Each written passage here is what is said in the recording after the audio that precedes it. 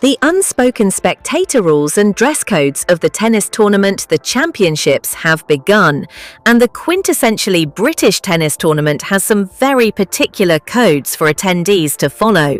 How are spectators expected to behave, and what should they or should they definitely not wear? Afternoon tea, a stiff upper lip, and Wimbledon, all so deeply British that they've become part of the nation's international brand, the things that seem to make Britain Britain and tempt tourists from far and wide to observe them for themselves. The optics of the annual tennis tournament in South London, the strawberries and cream, the Pims, the ball girls and boys, are all intrinsic to this frightfully British institution. It is a marker of the season, alongside the likes of the Chelsea Flower Show, Henley and Ascot, as well of course as being a place where balls are expertly hit by rackets. Equally intrinsic to the Britishness of the tournament are its less tangible cornerstones. Its rules and the etiquette are paramount, both in terms of behaviour and dress. In other words, what to wear and what falls a little long of the baseline. So what does the etiquette of Wimbledon entail? For starters, according to the self-styled Queen of Etiquette, Laura Windsor, who advised on the TV series Bridgerton, don't call it Wimbledon.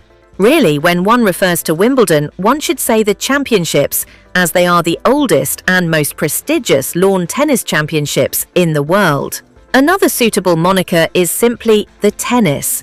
Attendees should, she tells the BBC, be behaving with modesty. That's our Britishness, isn't it? We're prim and proper. What does this look like? For a start, avoiding many of the kinds of behaviours that are the norm at other sporting events, and instead behaving in ways arguably more in line with theatre-going, keeping things largely hushed, and not cracking out a selfie stick. They were banned from the tournament in 2015. Although for British etiquette coach and author of Just Good Manners, William Hanson, anyone who is still using a selfie stick in 2025 should be monitored closely anyway. Best behaviour. According to Hanson, while people love the social side of Wimbledon, it is worth remembering that it is a seated, sporting event that comes with its own set of courtside rules. He goes on, be punctual and get in your seat in good time.